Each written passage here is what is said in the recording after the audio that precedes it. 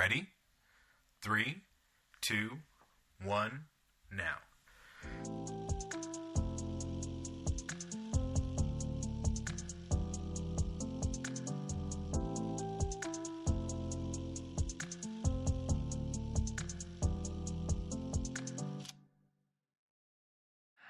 I met this 6-year-old child with this blank, pale, emotionless face and the blackest eyes, the devil's eyes.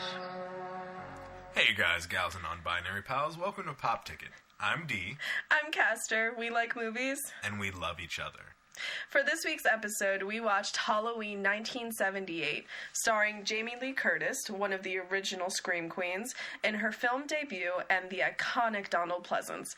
The original Halloween was directed by John Carpenter and was written by Carpenter and Deborah Hill. Carpenter is known as a legend of horror for directing movies like the first 2 installments of Halloween, along with The Thing and Christine. So, just for a short synopsis, before we get into the spoilers, Halloween features Michael Myers, who killed his sister as a child and escaped from a mental facility where he was being held. He goes back to his hometown 15 years later to terrorize teens on Halloween night. The movie was originally met with mixed reviews. Many claimed that it just wasn't that scary, but the score that Carpenter wrote was said to add an element that made the movie what it is today, which is a cult classic. And this is my favorite movie because of its iconic elements and for the general underdog story that this movie was. It then led to 11 sequels, with more being made, set to come out this year and later next year. Yeah, so Halloween is obviously a big franchise with many different plot lines and remakes of this original movie. So because the storyline gets a little, meaning a lot, very much convoluted, this episode we're just going to be examining this as a standalone film, which is honestly for the best because I do not want to have to acknowledge the absolute atrocity that is Rob Zombie's Halloween 2, which I have informed Dee that I will never watch again. But you will. You're going to, so... Nope. No, you're going to. That was the worst 2 hours of my life. There are definitely some other Halloween remakes or just sequels that are really fucking bad, but and that one was the worst 2 hours of your life? Oh, for a fact. Whatever. A fact it Whatever. was. There was a unicorn there. It wasn't a unicorn, it was a white horse. It was a white horse, like that Taylor Swift song. I'm done.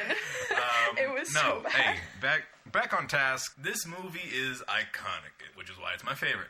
Many people who know the movie or the music or just the figure of Michael Myers may not have actually have seen the whole movie. And it has a lot of elements that hold up to the original from the 70s and put it in with the genre of 70s and 80s slashers, which are one of the biggest subgenres of horror. The camera work and not being able to really see Michael Myers is something that would continue to be used to this day in slashers and in other movies. Carpenter and Hill and all the makers of this film did a great job making something that would really hold up and stand the test of time, even if it's not a particularly bloody horror movie.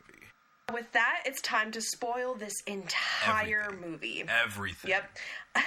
So, I mean, if you somehow haven't seen it, go watch it. You know, it's a cult classic. It's amazing. It's a really great movie. We'll get into it. Feel free to listen to our spoilers and then maybe check it out after the fact. Like I said, it's a great film and it's one of the first we watched as a couple. So, without further ado, this is Halloween, 1978.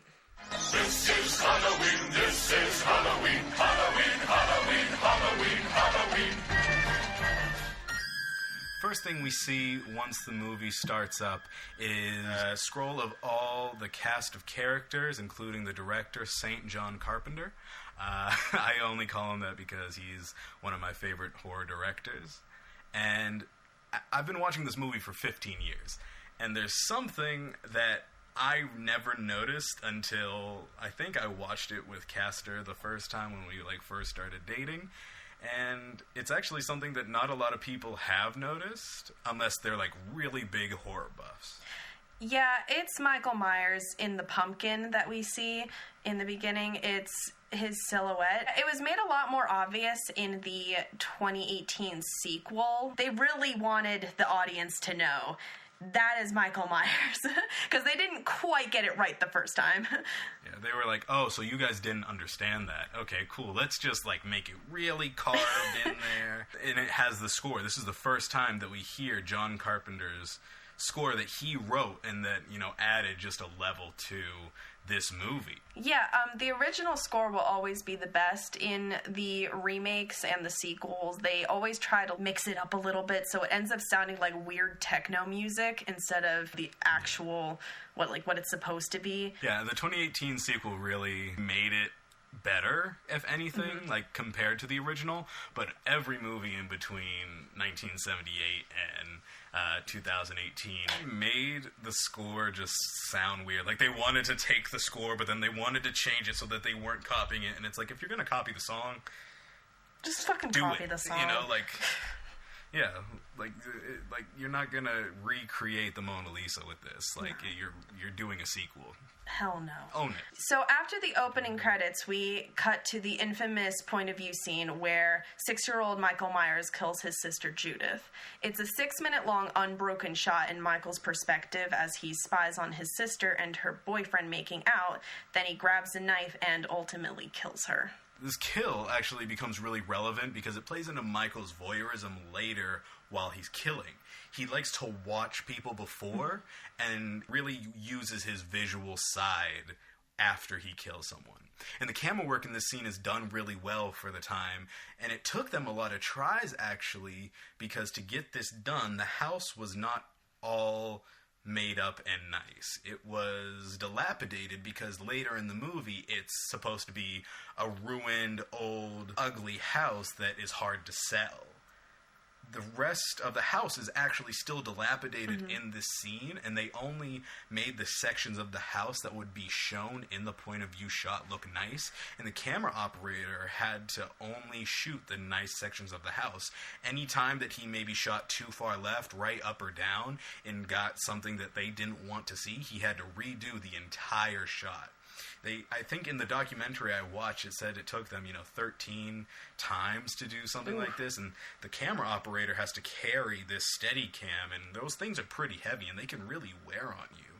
And so I find that really interesting, that they really wanted to get this shot, and the way that they move the camera really shows natural head movement really well that I've always appreciated. It was really effective, too. It's a really well-shot scene. It builds suspense, and after rewatching Halloween for this episode, I had tried to put myself in the point of view as an audience member watching this back in 1978, where I didn't know that the Michael Judith Myers mentions and who ultimately kills her is actually her 6-year-old brother. The way that the camera moves, we don't know that this is a 6-year-old kid.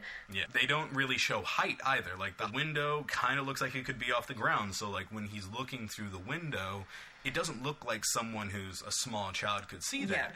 And maybe physically they could. Maybe there is kind of a plot hole there, but it works. Yeah, it must have been so shocking at the time, and is ultimately like what makes the scene so iconic. So I didn't watch this movie until Dee showed it to me, but even then I knew of the infamous point of view killing scene. We was on a date. Oh, yeah. So, and after he kills his sister, he kind of walks out of the house, and at the end of their little walk-up, as a car is pulling up, and it ends up being his parents. And they pull off his mask, and that's when we get the reveal that it's a child who just committed this murder. And they stand there for a good 20 seconds in silence, just staring at him. They're like, Michael! And then they just end up... Yeah, they say his name, and then they just zoom out, like, into space. And like, okay, now it seems silly to us that they're just standing there doing nothing. But, like, at the time when we're first getting this reveal, like, it makes sense that they needed that, like, 20 seconds for the audience to be like, oh, shit, that was a child. Following the reveal of Michael being the one who killed his sister, we flash forward 15 years later where we meet Nurse Chambers and Dr. Samuel Loomis, two characters that would continue to be in the series later as the sequels went on. We are led to believe that Michael is being transported by these two for what sounds like a trial, since Michael is now 21, and it's just after his birthday since Michael was born in October. 21 is often an age that sees child crimes, especially heinous crimes, being looked at again to see if there's any rehabilitation since he's been locked away. But he hasn't been rehabilitated. Michael has been waiting for the perfect moment to get out. As they drive up to the sanatorium where Michael is being held, Nurse Chambers and Dr. Loomis realize that all the patients are out on the lawn. Yeah, we're only able to see the escaped inmates because of the headlights of the car instead of having there be, like, lights outside of the building. And I think it really helps create that surprise that we kind of feel seeing literally just, like, a bunch of men, presumably, in, like, white gowns on this lawn. It helps create a spooky aura to the scene, and you're like, oh no, what's gonna happen next? We can assume that Michael escaped. And Loomis has said on this drive up with Nurse Chambers that he wants Michael to barely be able to talk when he's in front of the judge. He wants to really, like, strongly drug him, and you can tell that Loomis is worried about Michael as a patient. And that plays out when Loomis leaves the car, and Michael jumps on top of it, attacks Nurse Chambers, breaking one of the windows with one hand. But I always was like, whoa, she's, like, really scared. And we don't see Michael's face in the scene. I don't think we really see it in the movie except for, like, the very end. But it's worth mentioning that one of the mask ideas that we see later, before the creators settled on the white Captain Kirk mask that was ultimately what was chosen to be the face of Michael Myers, they had a design for an angry-looking clown that was painted white, kind of looked like an older version of what Michael's first mask was. You can look it up, and I think I'll try to add a picture of it, but it's really creepy, and I always loved the fact that they kept this mask, because if you look at the two of them separately, it's not as scary. But then when you look at Michael wearing the mask that is Michael Myers that's sold every Halloween, it's effective. Like, just a blank stare. You can't really see the eyes, and it really fits with what the character ends up being. So yeah, he crashes through the window, and Michael ends up stealing the car that Nurse Chambers was driving. And the first time that I watched this, it was such a big thing for me. I'm like, how does he know how to drive? He has been locked up since he was 6 years old. And, like, okay, I know that there's a mention to it later on in the movie, which we'll get to, but I'm just saying, 15 years he's been locked up. He was locked up when he was 6 years old. What? How does he know how to drive? That just doesn't make sense to me. Mind your business. Mind your business. Okay. All right. Yeah, and after Michael escapes, that's the last we see of him for a bit, because we meet the main heroine of the movie. Laurie Strode. We meet 17-year-old Laurie Strode, and she would later be called the Scream Queen. And Laurie is, not like other girls. We don't find that out now, but all we know is that she is unlucky enough to drop off a key to the Myers house. And Michael has come back home. He sees Laurie as she drops the key off and is walking to school with the local kid that she babysits. Laurie's introduction scene does a good job in establishing that she's good with kids. As she's walking with Tommy, it just shows that she cares about the kids that she babysits and feels a great responsibility for them, and that's shown a lot throughout this movie.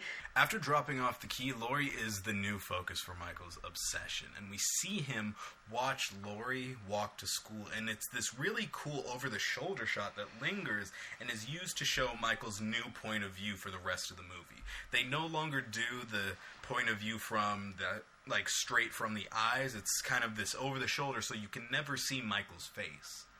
Yeah, and Michael staring as Laurie's, like, walking down the sidewalk is a lingering shot, but it's really effective. Like, it's just overall really creepy and sets up how he's going to be stalking these characters throughout the rest of the movie. It's just unsettling. Later, we see Laurie when she gets to school and she's in class, And this kind of adds to this she's not like other girls thing that Laurie has going on because she's smart. She pays attention in class. All of her friends really seem like they don't care about school, and she has a lot of traits of a final girl. And Jamie Lee Curtis and this character were one of the first examples of a final girl. I think, based on my knowledge of film. Yeah, some other, final girl traits is that Laurie doesn't seem to be that interested in boys or having sex, which seems to be the main focus of her friend group. And, yeah, those are, the stereotypical traits of a final girl, where they're smart, don't want to have sex, they're the pure ones. And John Carpenter actually touched on this, but we're going to save all the final girl talk for a later episode. Yeah. We do see that Michael does continue to stalk her the whole school day. We consistently see a redone shot in the sequels of Laurie in class, and as she looks out the window, there he is. And he's standing by Loomis's stolen car in this movie. And it's the first time that we see the mask, even though it's kind of far away, and we don't really understand what we're seeing. After school, we meet Laurie's two closest friends, maybe. We don't really know how close these three are, but they're the friends that we get for this movie, and it's Annie and Linda. Annie's the daughter of the sheriff. Linda is the cheerleader. And they like to make fun of Laurie quite a bit. They're not very nice to her. And while with her friends, we see Michael stalking her 2 more times. Once when he drives by and gets yelled at, and he stops and he, does a double take. He doesn't stop. He slams on his brakes in the middle of the road. Well, he doesn't know how to drive, honey.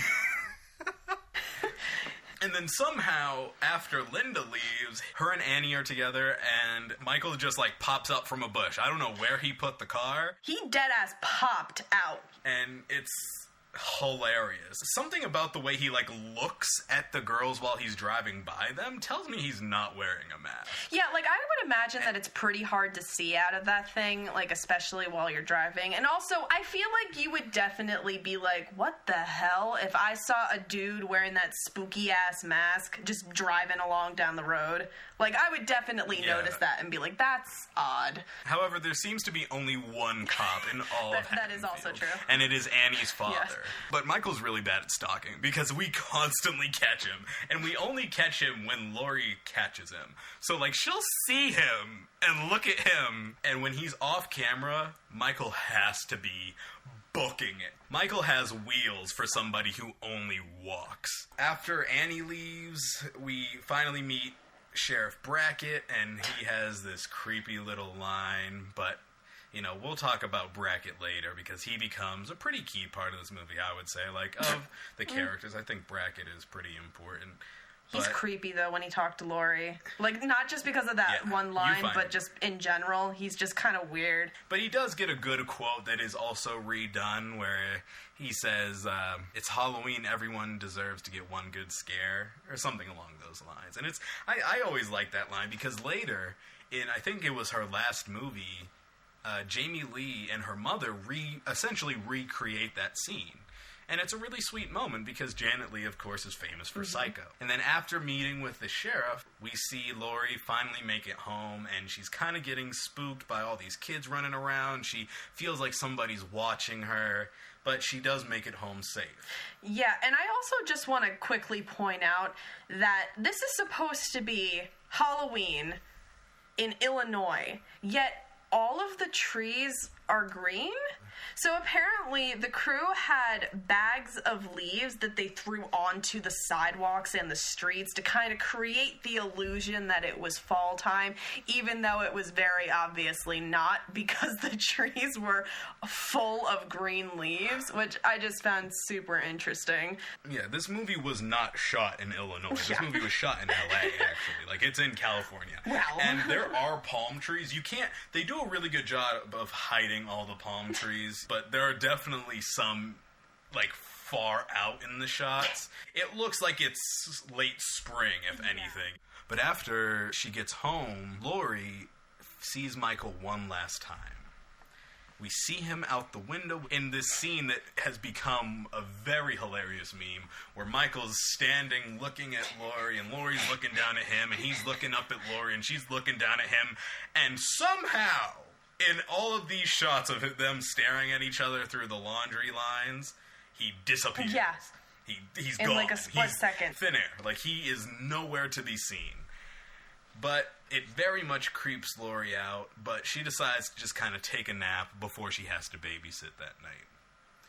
We return to Loomis, though, and Loomis is pissed. Furious. He is a savage at this point. I think it's because he's supposed to have retired after he was done dealing with Michael. He's like, God damn it. Like, yeah, and he lays into the other doctors from the hospital because Loomis has literally been telling everyone from the start of this movie, from Nurse Chambers and probably his co-workers, that Michael Myers is dangerous. Mm-hmm. He's evil. That's the way he describes Michael quite a bit. So as Loomis is just cursing out this other doctor, the other doctor said, well, he can't have gotten far. He doesn't know how to drive, which... my point. But Loomis said maybe someone around here gave him lessons, which is interesting. Look, I have a theory, okay? This is the last time I think that we're going to bring up the sequels, but in the 2018 sequel, we meet Dr. Sartain. Mm-hmm. We're going to talk about Dr. Sartain when we do an episode on Halloween 2018. However, for my Halloween fans out there, this one's for you. I personally think that Dr. Sartain taught Michael how to drive and helped him get out the first time and in the 2018 sequel. I think this because, and only because, of this line right here. And then when we meet Sartain in 2018, 40 years after this movie comes out, John Carpenter has co-signed this movie and helped with the process. And Sartain is described, with his own words, as working with Loomis and taking over Loomis's patients after Loomis retired. Mm-hmm. And in the 2018 sequel, Loomis is to have retired after the events of this movie. So I believe that he worked with Loomis before Loomis retired, got to know Michael's case, and then decided that Michael is someone he wants to study in the wild in the same way that he does in the 2018 sequel, and helps him get out, and maybe even teaches him how to drive when Loomis isn't around. It's not a perfect theory, I will admit it. I will admit that to the... I understand. But I will die on this hill because it's... You know what? That's just a theory. We're gonna get sued. Don't say that. Yeah. Matt Pack, listen, please don't sue us. Listen, I think that that's just an excuse. I think it's just a plot hole. That, or maybe just, I don't know. I think you're just a plot hole. Okay, anyways, so we see Loomis just get in his car and angrily drives away trying to track Michael down. He assumes that he's going back to Haddonfield. And as he's driving, he stops at a payphone and calls... I think he's trying to call ahead to Haddonfield and, talk to the sheriff, because you gotta remember, it's the 70s. People don't have cell phones. If anything, they got a phone in the car, but... He's driving a BMW. It's actually a really nice car. Mm-hmm. And I don't think he has a phone in his car. He just has, the horsepower. But he stops at this payphone. Yeah, and at this point, he notices a truck that's kind of askew near the payphone. And he kind of walks over towards it, all suspicious. And this is where we see Michael's second canonical victim and his first kill in 15 years. And this is also where he got his iconic jumpsuit, is from this poor mechanic. Yeah, I think he's a mechanic, yeah. I don't think Loomis sees him, but the audience sees him dead in the grass. Yeah. What makes him run away from the scene is that Loomis sees the hospital gown. Oh, I didn't. And it's worth mentioning. Yeah. Okay.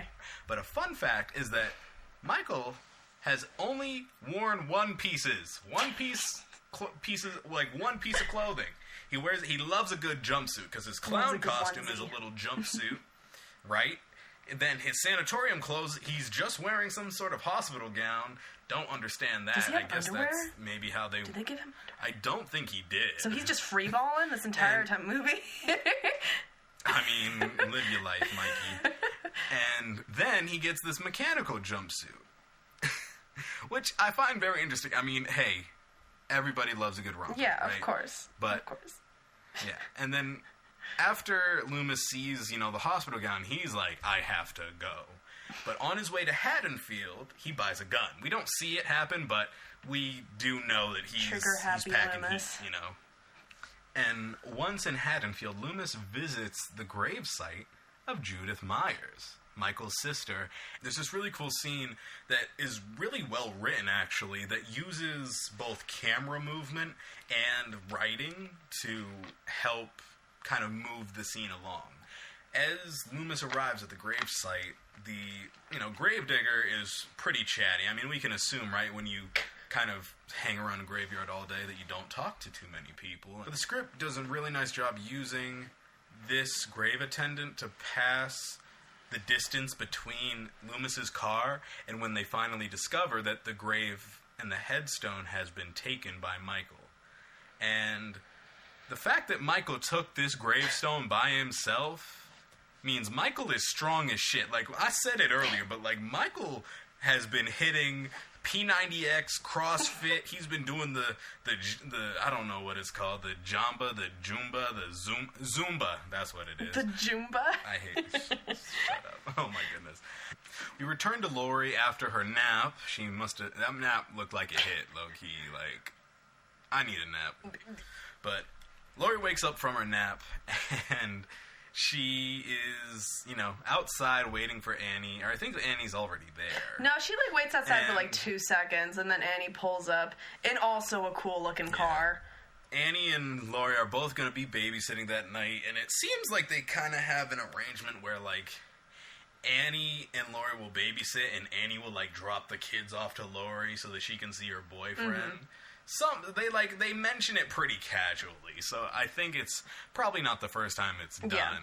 But they are extra bold because as soon as they pull off in the car, Annie pulls out a joint, and they're just about to smoke some bud in this car that is definitely owned by Annie's dad, who is a cop. The literal sheriff.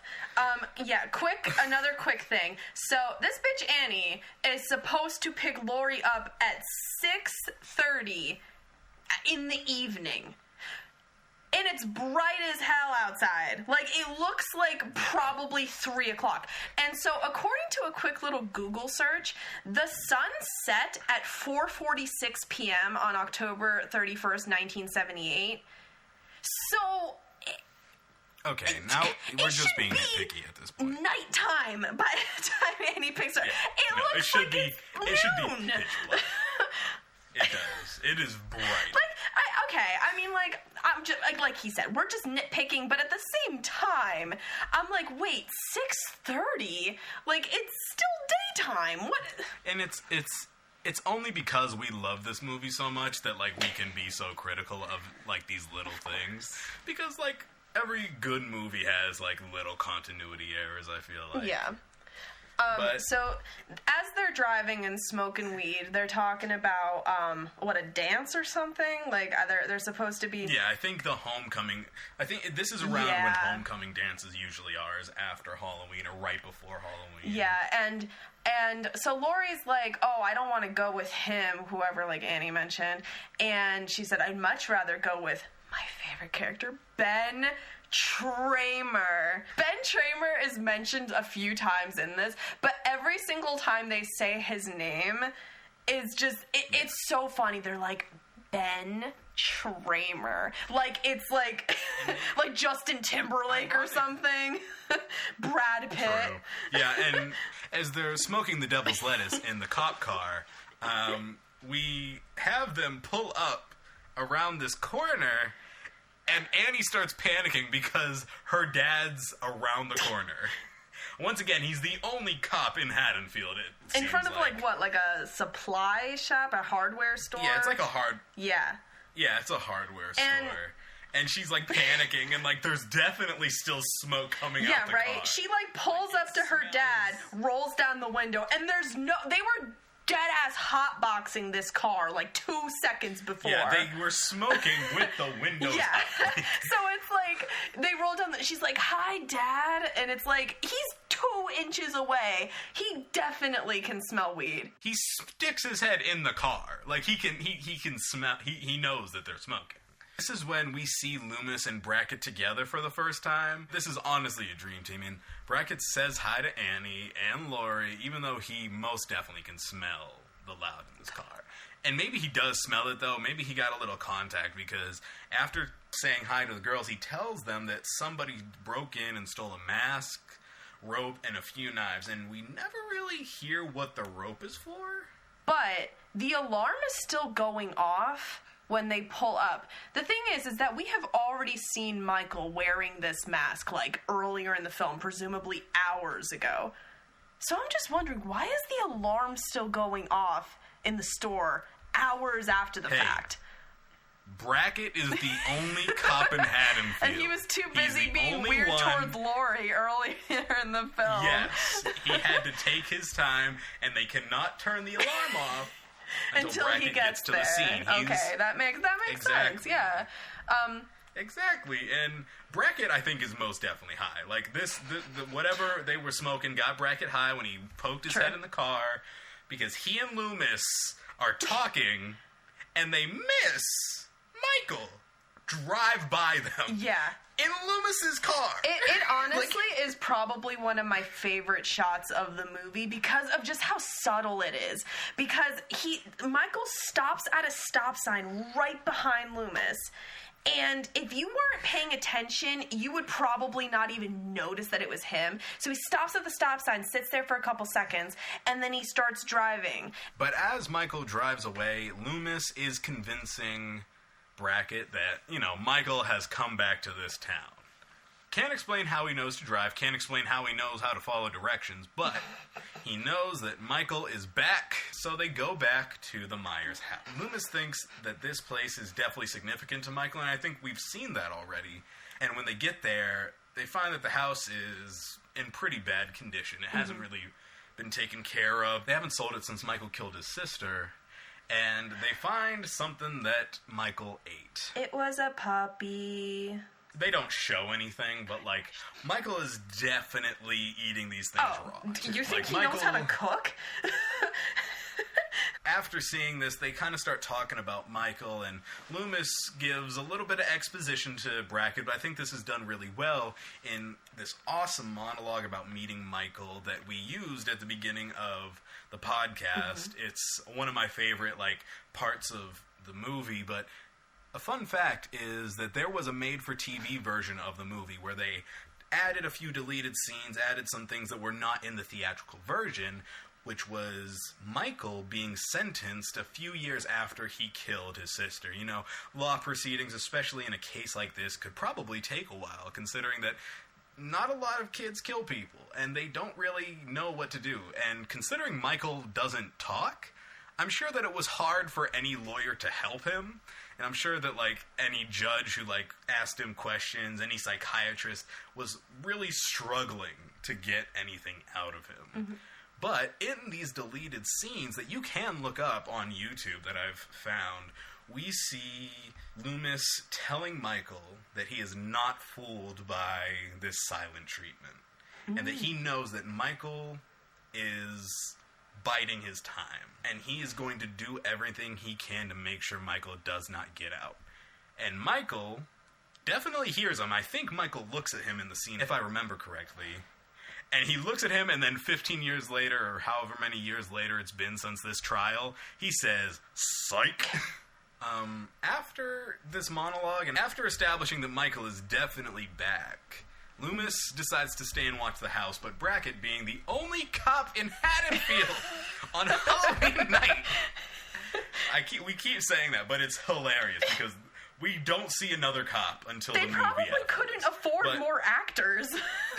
True, this movie had a very tiny budget. And, Donald Pleasance, I feel took most of it because he was such a famous actor. At the time. Brackett has to go and keep his eye out and patrol the neighborhoods because, it's Halloween night. Kids are trick-or-treating. You can't let the kids be, in danger. It's not like they're in danger with the murder on the loose, but that's fine. No, especially the teenage girls. No, those are the safest group out there on Halloween night in Haddonfield. Yup. And we return to Lori and Annie, and we don't see Linda for a little bit. But Lori is with Tommy Doyle at Tommy's house. And I do want to mention that, like, somehow Michael was able to go to both Tommy's school and to Lori's school and find her in the classroom. That's, you know, not a plot hole or anything. It's just interesting because he's stalking the little kid, too. Yeah, Tommy accidentally bumped into Michael as he's leaving his school after talking to these bullies that were bullying him over, his fucking pumpkin? No, they said that the boogeyman's gonna get him. Right. Okay, I guess I'm fixated on the pumpkin because this tiny-ass kid is carrying this huge pumpkin outside of his classroom, and I'm like, it's ridiculously big for this child. This kid should not be able to carry this. And he breaks it, falls too. On he top lands of it, on the pumpkin. Which would gotta hurt, and, like, you know? Oh, yeah, no, like that, like, pumpkins are hard, and they're hard to break. And, like, I don't think that kid was any more than, like, maybe 80 pounds, and, like, I've tried breaking a pumpkin. It's not easy. Like, in the size of the pumpkin, I feel like he would have hurt himself more than the pumpkin. Yeah. So, as Lori is babysitting Tommy, he actually ends up asking her, what's the boogeyman? And the boogeyman becomes a regular name that Michael is called when being talked about by children.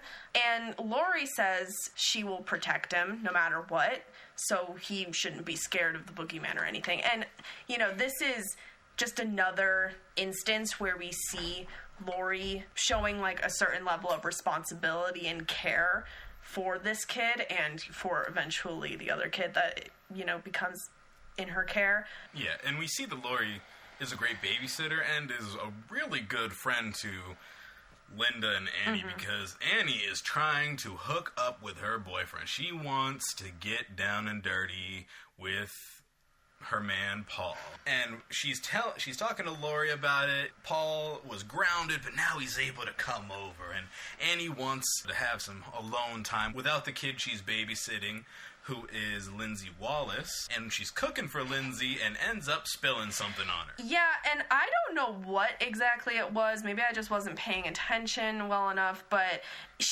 It looks like mac and cheese. Well, no matter what she spills on her, she ends up stripping down completely in the kitchen and putting on one of Lindsay's father's shirts, which is so odd to me. And she decides, you know what, I'm gonna do laundry right now. Okay, really quick, these teenage girls are way too comfortable in the houses of the kids that they're babysitting because not only is she just doing laundry at this person's house, but also we see these teenagers having sex later on in the movie just in strangers' beds. I don't know if that's just me, but that's just odd. Yeah, and after Annie strips down, Michael is watching her do this. And she changes, and he's watching her change, and it's really interesting because seems to be getting really close to, like, the window as he's watching her. And it's shots like this that we love because when she goes into the laundry room to change her clothes, we see Michael through the door, and Annie's not paying attention, and it's the first close-up that we get of Michael's mask and these dark holes for eyes that the mask creates. And it's shots like this that I love because the mask isn't that scary. It's just a white face. I mean, that's pretty scary. Yeah. But his ability to almost disappear is what makes it really uncomfortable. Like, everyone gets that feeling where they feel like they're being watched. And if you were to turn your head and nothing's there, your first instinct is to be like, oh, nothing was ever there. But movies like this then create the idea of, what if something was there and I missed it? Somehow in her washing her clothes, Annie gets locked in the laundry room. I don't know how that happens. I don't know how you get locked in anywhere. Lori calls Lindsay Wallace, and when Lori asks for Annie, Lindsay's like, oh, I should probably go see where my babysitter is. Fun fact, both Lindsay and Tommy are watching some of John Carpenter's favorite films. Tommy is at his house watching The Thing, which is actually a movie that John Carpenter would remake later. And I think Lindsay is watching something from outer space. It's pointed out less clearly, I should say. But Lindsay helps Annie get unlocked, and she talks to Laurie on the phone, and Michael is back. He's behind her, and the camera movements of so good. Annie on the phone with Laurie, they're so good. Yeah, she's walking back and forth, like pacing while she's on the phone with Laurie. Yeah, and in her pacing, at times Michael will be like in the very back of the frame, just kind of the shadow. When making the script, actually, the character of Michael Myers when he's an adult is called The Shape. And he's also called that in the credits, because he's supposed to almost be like some sort of shadow, something that's not really there all the time. That's like top 5 favorite shots of the movie was that one. It's done really well. And it also feeds into his voyeurism. And all of these scenes where he's just kind of watching Annie, whether she's stripping or on the phone or whatever the case, it sets up a common trope that slashers end up following for decades. So the serial killer always ends up killing the couple having sex, which is, you know, something that a lot of slashers and horror movies kind of follow in general.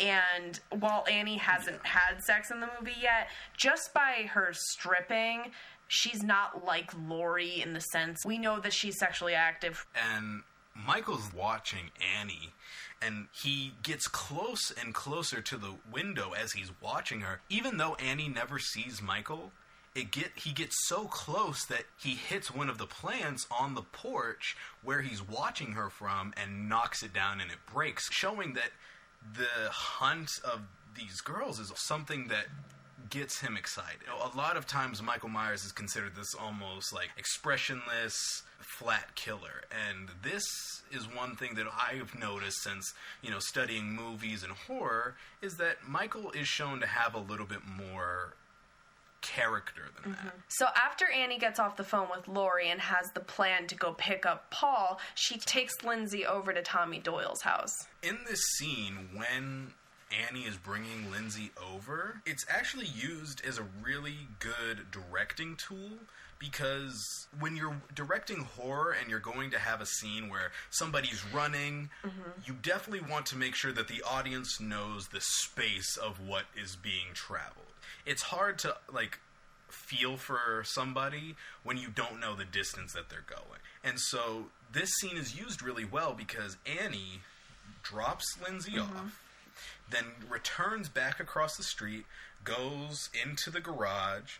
From the garage, she goes back into the house, comes back out to the garage, and when she's, you know, she is establishing the space between Tommy Doyle's house and Lindsay Wallace's house.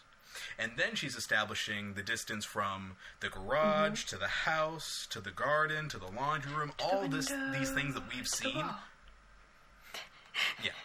Everything that we've seen up to now is now put into kind of a space that we can understand.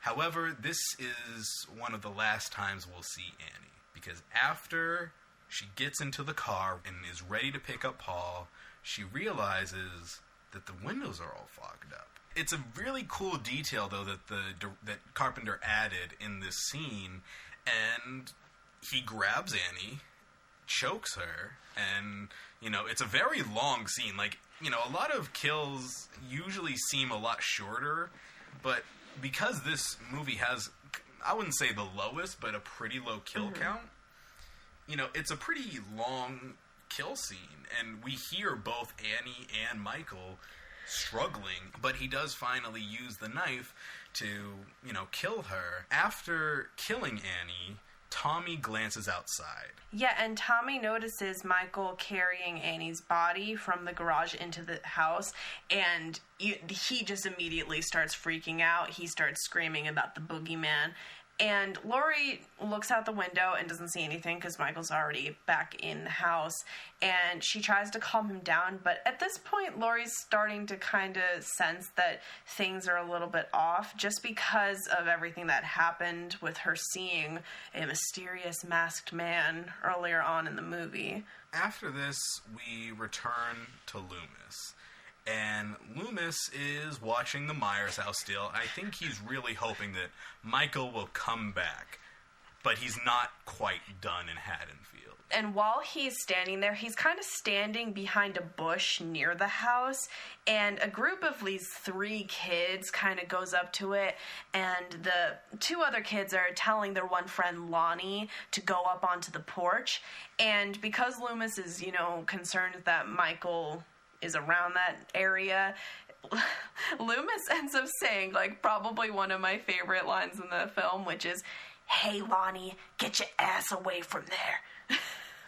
And I love Loomis's face when he says that, because he scares the shit out of the kids, and the kids all go running. And he looks so proud after he says it. He's such a dramatic little goofball, and it's just... We love Loomis in this household. Yeah. As he's scaring these kids, Brackett scares him, which is another little, fun thing that this movie does is, it's a little bit of karma on Loomis.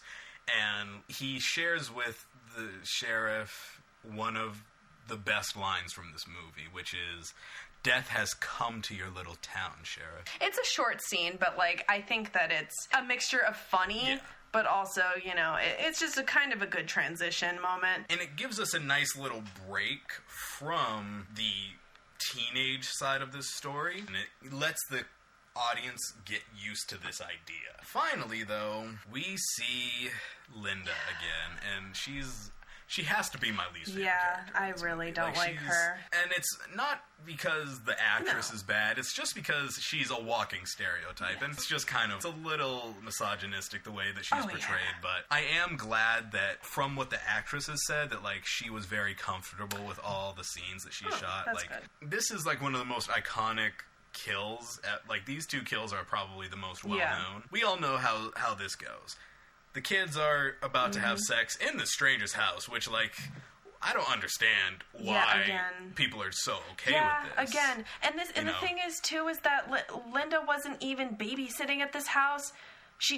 Her and her boyfriend just roll up in their weird-looking van and just go in and start making out everywhere and start having sex, and it's just odd to me. And, Michael's watching the whole time. We keep seeing his shadow, dart across the room. And Annie's body is somewhere in this house. We don't know at this point. Yeah.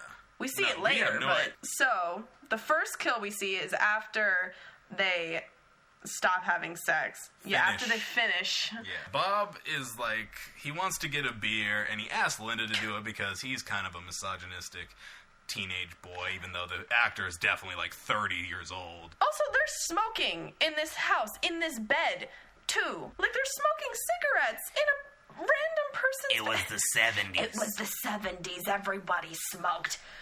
6-year-old Michael smoked. But that's what... Smoking does kill, because it makes Michael Myers want to murder people. He goes down, and he gets a beer out of these people's fridge. He's stealing from these people. They're now, horrible. Too. Bob and Linda are criminals. We do see Michael's very raw strength. I don't know what his workout program is. And as Bob opens the door, Michael jumps out and grabs him and pulls him to I think it's another cupboard. And he lifts him up with one arm. And he uses probably the biggest knife in movie history, besides, an actual machete, to pin this grown man, teenager, to this wall. Yeah. I think Bob is actually supposed to be older than the rest of them. And it's one, physics, that's not how that works. Yeah. But okay, Mikey. Okay. Yeah, so after he kills Bob, he actually puts a sheet over himself and puts Bob's glasses on top, over the sheet. Let's think about this, people. Michael Myers wears a mask. So not only does he have a mask on, he has a sheet on with holes that he put in it himself. He took the time to do this. Yes. And then he has somebody else's glasses on, and I don't know if you guys have seen these Poindexter glasses, but they are thick. Michael could not see. But he just wanted to be a little dramatic for this one. He wanted to be a little bit funny, I think he has a sense of humor. We know he couldn't see under it. We know he can't. He offers the beer to Linda, and as Linda takes the beer and goes to call Laurie, he, like, slowly, like, the slowest walk ever, shuffles over to Linda, and as she talks to Laurie, he starts to kill her, and her cries for help sound very sexual, especially when combined with Michael's own, like, low moaning, and it's, once again, like, there's a lot of sexual innuendos in this movie. And Laurie hears this, and she just assumes that it's just Linda and Bob having sex over the phone, so she's not really thinking much of it. But then it just gets out of hand because Michael, being the absolute comedian he is when he's not killing teenagers, puts the phone up to his face. Like he's gonna say something. Like he has anything to say after doing what he just did. So cutting back to Loomis and what he's doing, he is still outside of the Myers house.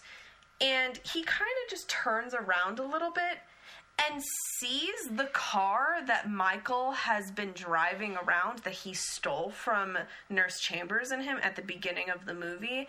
And I just want to know how long Loomis had been standing there waiting for Michael to turn up without realizing that the car that he was looking for was right behind him the entire time. Like, I just think it's a little bit... I just want to talk about the fact that, like, Michael can parallel park in the 1970s. And, like, who knows? That car might have been a stick shift. You can't even drive stick shift, honey. Michael Myers knows how to drive a stick shift, and he's been in jail for 15 years. Like, can we talk about that? I, personally, would be proud.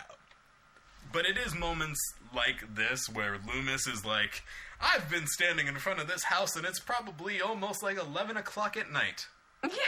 Let's look around anywhere else other than the front door. Oh, look, it's a car that I'm looking for. And then he starts, like, kind of walking down the street, like, kind of like, oh, maybe I should be, like, looking somewhere else on this street for him. And so...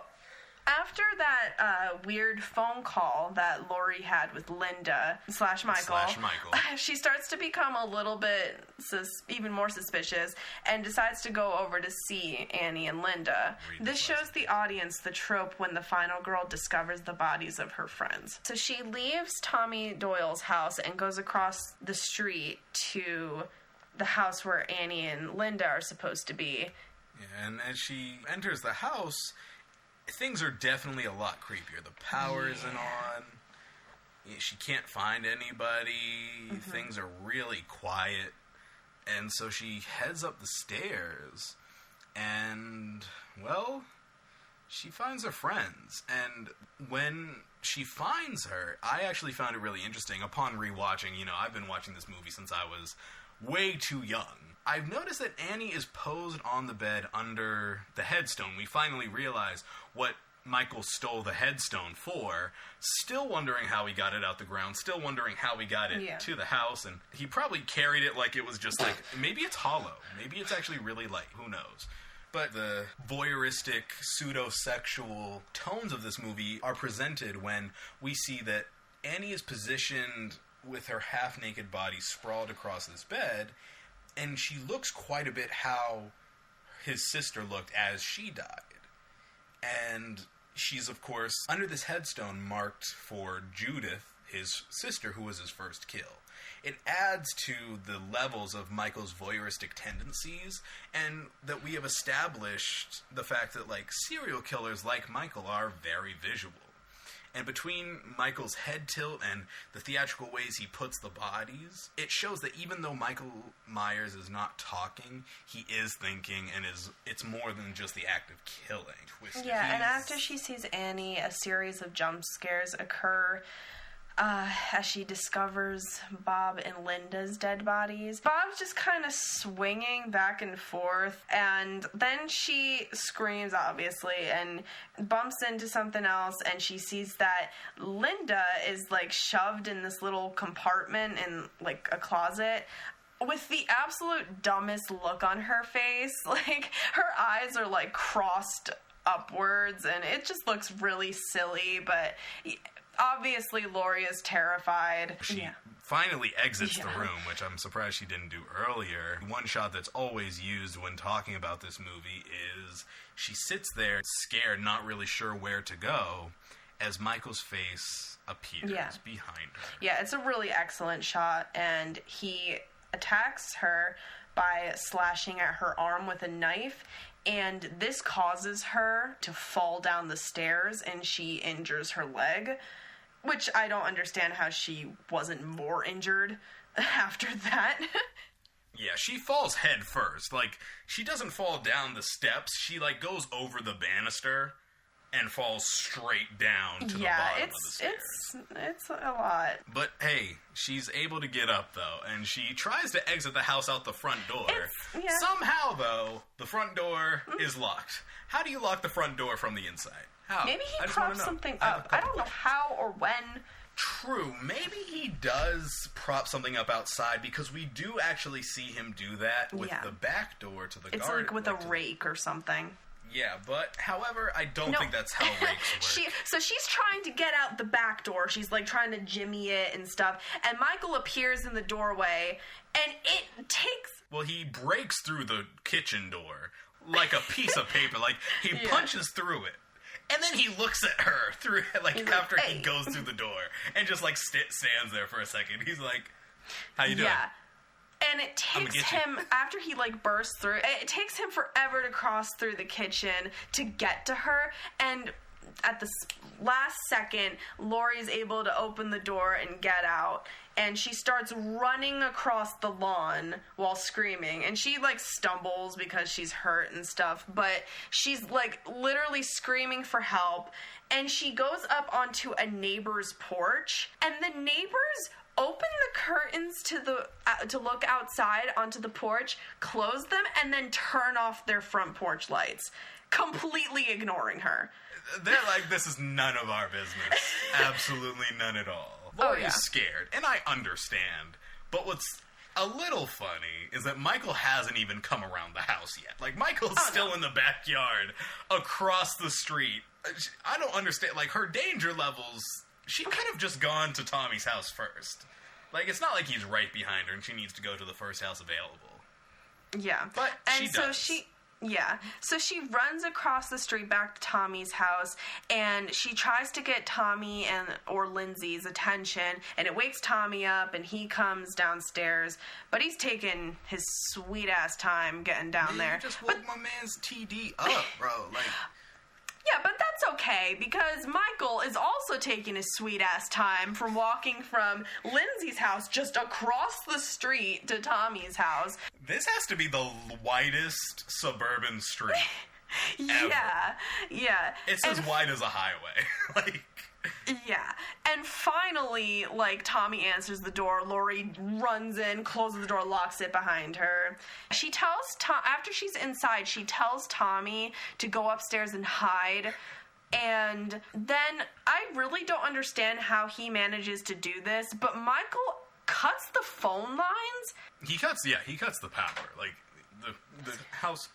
the house goes dark. And he manages to squeeze through the smallest window in the house. Before, all without making a noise. Oh, yeah. Like, he's in the house before Laurie even, like, the power goes off and then he's in the house. Like, 2 seconds between the two. Oh, yeah. I have no idea how he had the time to do this or how he knew how to cut the power. Again, 6 years old when he was locked up. But, okay. I mean, don't ask questions. It's a great movie anyway. It is funny, though, because he does somehow manage to get inside the window after the power's off, and no one sees him. He is behind the couch, and we see Laurie crouched on the opposite side of the couch. And he tries to stab Laurie again, and I think we're proving that this mask is not helping Michael, because this is the second time he's missed a stab on Laurie. He keeps missing the girl.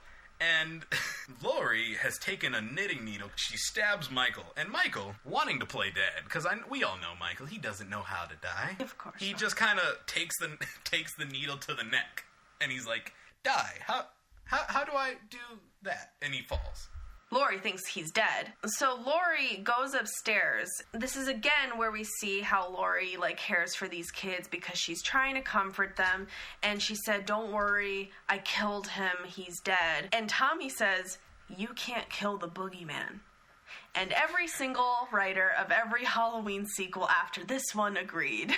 Yeah, it's hilarious because literally as he says, "You can't kill the boogeyman," Michael is like right at the top of the stairs looking at them like, Yeah. "You're damn right, kid." And he's really patient about like letting Tommy finish his line. And then like Laurie turns around and he's just like, Surprise, motherfucker.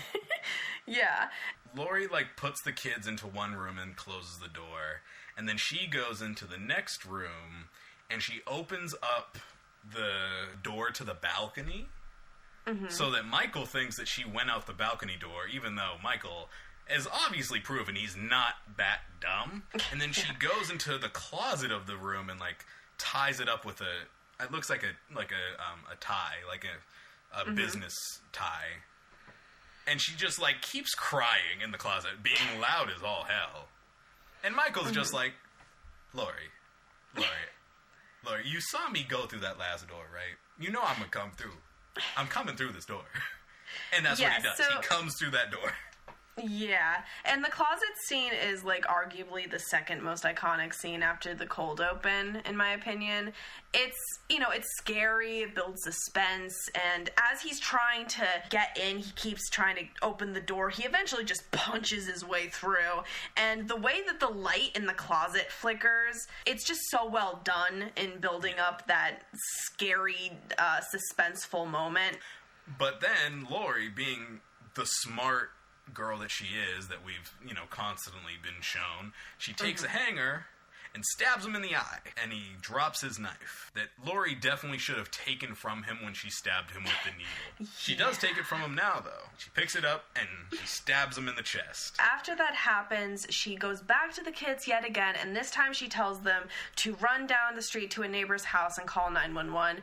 And just a quick little tidbit here. I love how when the kids hear her say that, and they're like, okay, cool. And so they run downstairs, and then they immediately start screaming their heads off. And it worked. Yeah, it works, because it actually alerted Loomis, who was walking down the street at that time, to go check out the house that they just came running out of, screaming their heads off. Yeah, Loomis is on the most casual walk. Yeah.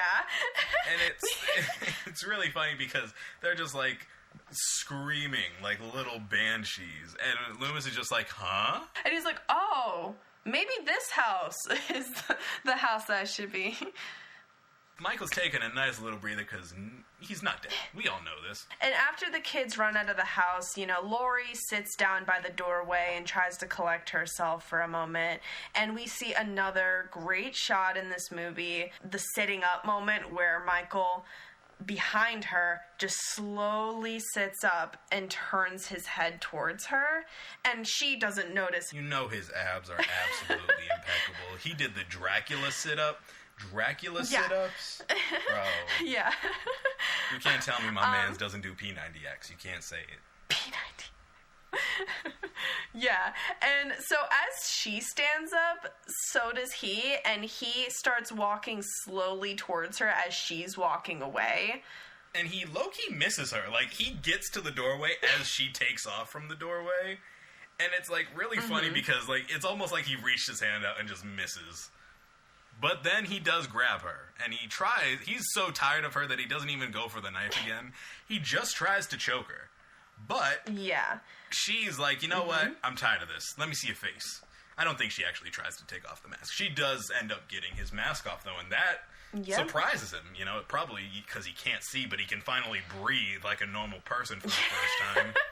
Yeah, and this moment is really important because I think it's the only time, really, that we see throughout the series, like, Michael's, like, clear face. We kind of low-key do in the Rob Zombie ones, but whatever. So this is really important, and we see his face, and not only is he surprised, but he kind of looks a little bit scared and vulnerable to me, just because he relies so heavily on that mask. I think it's a good juxtaposition of Michael with his mask is terrifying. It's his flat face, and I think most killers, you know, like Jason even, like, Jason is this little kid at heart, and then he has this stoic mask. But in this moment, Michael has the same thing. He has this really stoic mask, and then you take it off, and he's kind of panicking. He's like, wait, what do I do? And it's actually shown, similar to the beginning of the movie after he kills Judith, that he has kind of a surprised look on his face, too, after his parents remove his mask. It surprises Michael so much to lose his mask that he actually stops trying to kill Laurie so he can put his mask back on. And it's that span of time that Loomis gets inside the house and gets up the stairs and is like, hey, stop! Yeah, and Loomis shoots him 6 times. Loomis shoots Michael, like, emptying his gun. Yep. And Michael falls off the balcony because Michael, as we have established, is the most dramatic man ever. Yep. But this begins the trope of you can't kill Michael Myers. Because as soon as Loomis goes to check on Michael, making sure he's still there, Michael has left a nice dent on the ground, but he is not in that dent. The rest of the movie said, you know what? You can't kill him. It's impossible. Yeah. Wait, what does Laurie say about the boogeyman at that point? She asked Loomis, first time she's ever met the man, but all she knows is that he saved her life. And she asks, is that the boogeyman? And he says, I do believe it was. Which is just, it's great writing. I think that John Carpenter probably felt that line was the perfect last line to this movie. Yeah, because after that, it starts going back, showing us shots around both houses and just around the houses and everything, and it has Michael's breathing playing over it, which again just shows us that he's still alive. And I think it was a really good way to give a satisfying ending to this movie while also setting up a sequel if they wanted to. And Carpenter definitely did not want to. But yeah, so that was Halloween, 1978. Yeah. Like we said, we're going to be doing our star rating, and I'm going to say that, like, we told everybody in the intro episode that the star ratings are going to look at a slew of things, not just be like a rating of the movie as just the movie. It's going to look at all parts of the movie. And so, Castor, do you want to tell everybody your star rating for Halloween 1978? Yeah. So, like we said, it's based off of numerous things, like the plot, the acting, the writing, the ending. And after, kind of looking over everything, I did end up with a score of like 3.7 overall, but I did choose to round it up to a 4 just because of how iconic this movie is. And I do want to take that into account when looking at this movie, because there are definitely some points where I'm like, oof, in terms of I would probably say acting more than anything else. Yeah, I think the acting from the other, it's a little cheesy. These were a lot of these actors were new though. And so... Oh, yeah. All of them. And so it's it's understandable, and that's the thing. It's I really enjoy this movie. I'm probably not as much as Dee does, but I really do enjoy this movie. I think it's a good one. And just because of how iconic it is, and it is considered, one of the earlier slasher movies, I just think that it deserves that 4 rating. Yeah. And so for my rating, I, measured it on the same scale of 5 on the 5 different categories that we rate movies in, and then I took the average like we both did, and I came up with a 3.5 even. And so I didn't really want to round up or, round down to an even 3. Mm-hmm. I think we can do half stars. But I gave it a 3.5, and I do think that, the parts that lost me were acting a little bit. And also, I will say that, I low-key brought into the ending like the sequels just because, you know, there's so many and some of them are so bad. It's still my favorite movie. And it's not because I think it's the best movie ever. It's my favorite movie because I grew up with it. It's a movie worth studying and going over as detailed as we did. Which means that in 2 weeks, we're coming at you with Castor's favorite movie. Ooh, I am so ready for this. I am so ready. It is Clue, 1985, which is a very popular cult classic, and I'm so ready for this. Starring it's one gonna of be great. Another horror icon, Tim Curry. If you want to find our social media, donate to the podcast, and stay updated on all things PopTicket, visit our website, popticketpod.com. Intro music created by Mark E. Beats. You can find him on SoundCloud or on Instagram at Mark_Daniels3, and our art logo was created by @Lil_DrawsArt on Twitter. PopTicket was created by Castor and D. Brose and is edited by D. Brose. You can find Castor on Instagram at BPrinceCast and D on Instagram and Twitter at BroDenry_. Thanks, guys!